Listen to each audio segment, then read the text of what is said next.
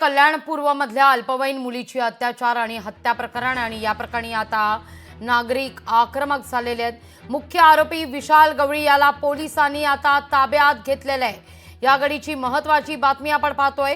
शेगाव वरून आरोपीला पोलिसांनी ताब्यात घेतलंय। गुन्हेगारांना पाठीशी घालू नका असं म्हणत आता नागरिक रस्त्यावर उतरलेले आहेत। निषेध म्हणत तोंडाला काळ्या फिती बांधून मूक मोर्चा काढला जातोय। कल्याण पूर्वेतील नागरिकांनी कोळशेवाडी पोलीस स्टेशनवर हा मूक मोर्चा काढलेला असताना तिथं मात्र शेगाववरून पोलिसांनी या मुख्य आरोपीच्या मुसक्या वळलेल्या आहेत। मुख्य आरोपी विशाल गवळी याला पोलिसांनी आता ताब्यात घेतलेला आहे।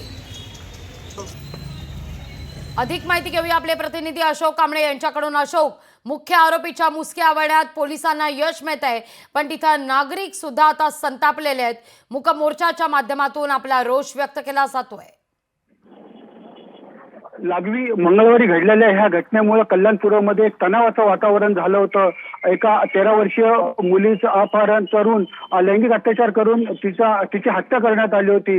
हत्या करण्यात आलेली आहे आणि आता कल्याणपूरची नागरिक संतप्त झालेले आहे, ही रोडवर उतरलेली आहे। आज सकाळीच आपण बघू शकता की सकाळीच नागरिकांनी तोंडाला काळ्या फिती बांधून मुख मोर्चा हा पोलिसाच्या दिशेने काढला होता, कोळशेवाडी पोलिसाच्या दिशेने काढला होता। परंतु पोलिसांनी मंगळवारी एक रिक्षा चालक आहे ज्या हातामधला त्या रिक्षा चालकाला ताब्यात घेतलं होतं, त्याच्याकडून विचारपूस करून घेतली आणि आज सकाळीच कोळशेवाडी पोलिसांनी शेगाववरून आरोपी विशाल गवळी आणि त्याची पत्नी ह्या दोघांना ताब्यात घेतलेला आहे। आता शेगाववरून ते कल्याणच्या दिशेने रवाना झालेले आहेत। संतप्त नागरिकांनी पोलिसांना म्हटलं आहे की लवकरात लवकर आरोपीला ताब्यात घ्या, नाहीतर बदलापूर आहे ते कल्याण व्हायला काही वेळ लागणार नाही। आणि अशा प्रकारे पोलिसांनी गवळीला आणि त्याच्या पत्नीला ताब्यात घेतलेला आहे।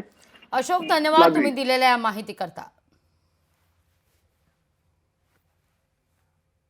काल संध्याकाळी एक अल्पवयीन मुलगी त्यामध्ये मिसिंग झालेली होती। त्या पद्धतीने पोलीस स्टेशनला किडनॅपिंगचा गुन्हा काल रात्री दाखल झाला होता।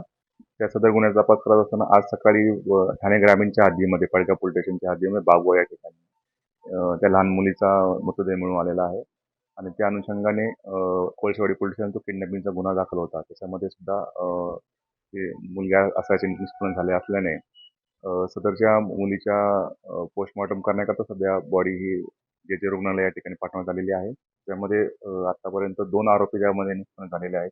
त्यापैकी एका आरोपीला आम्ही ताब्यात घेतलेला आहे। दुसऱ्या आरोपी करता आमची टीम मागावत आहे। लवकरच आम्ही त्या आरोपीला अटक करत आहोत आणि सदरच्या दृष्टिकोनातून जे काही तपास आहे आमचा पूर्ण 6 पथक या पूर्ण तपासाकरता त्याच्या पाठीमागे आहे।